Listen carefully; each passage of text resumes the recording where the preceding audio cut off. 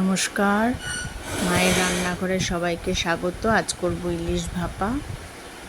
বৃষ্টি নেই, কিন্তু ইলিশ তো খেতেই হবে বাঙালিকে, তাই বাজার থেকে ইলিশ চলে এসেছে।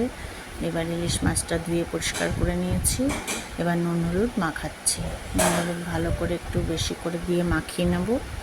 নুন হলুদ মাখানোর পরে এবারে নিব একটু কালো সর্ষে, নুন আর কাঁচা লঙ্কা বাটবো। তো আপনারা এই নুন, কাঁচা লঙ্কা আর কালো সর্ষের সাথে যদি একটু গরম জল মিশিয়ে নেন, তাহলে কিন্তু সর্ষের যে তেতো ভাব সেটা কিন্তু কোনো দিনই আসবে না।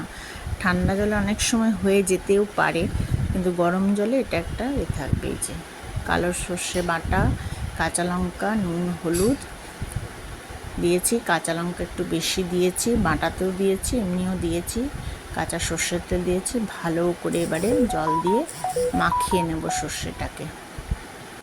যাদের নতুন বিয়ে হয়েছে, নিউ কাপল, তারাও এটা করে খেতে পারেন। খুব সহজ রান্না।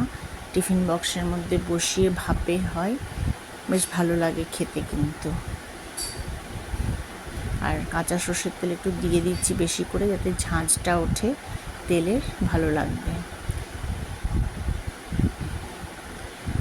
এরপরে রেডি হয়ে গেছে। এবার টিফিন বক্সের ঢাকাটাকে বন্ধ করে দেবো। এই যে দেখুন, সম্পূর্ণ রেডি।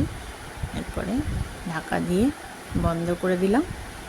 এবারে কড়াইয়ের মধ্যে জল বসাবো। জল দিয়ে দিয়েছি। এবারে একটা স্ট্যান্ড থাকে, স্ট্যান্ডটা জলের উপর বসিয়ে টিফিন বক্সটাকে বসিয়ে দেব। রান্নাটা হবে কিন্তু গোটাটাই সিমে। এবার ঢাকা বন্ধ করে দিয়ে দেবো। এই যে ঢাকা দিয়ে দিয়েছিলাম, এবার ঢাকা খুলে নিচ্ছি। রান্নাটা প্রায় হয়ে গেছে, অন্তত 45 মিনিট সময় দিয়েছে এটা হতে। এবারে আমি গরম গরম ঢাকাটা একটু পরে খুলে নেব, একটু ঠান্ডা করে। এই যে দেখুন, পুরো তৈরি হয়ে গেছে। তেলটা বেরিয়েছে, দেখুন কেমন, মাছটা ফ্রেশ ছিল। আর সর্ষের তেল, কাঁচা লঙ্কা, কাঁচা সর্ষের মধ্যে দিয়ে একদম সুন্দর তেলটা বেরিয়েছে। দারুণ একটা স্মেল উঠেছে, ঝাঁঝ, সর্ষের ঝাঁঝ উঠেছে, খুব সুন্দর। আজকে ভাতের সাথে পুরো জমে যাবে একবার ইলিশ মাছটা। উফ, আপনারাও সবাই বাড়িতে বানাবেন, দেখবেন কেমন হয়েছে, অবশ্যই কমেন্ট করে জানাবেন। এই দেখুন, ভাতের সাথে দিয়ে দিচ্ছি, জমে গেছে। ধন্যবাদ।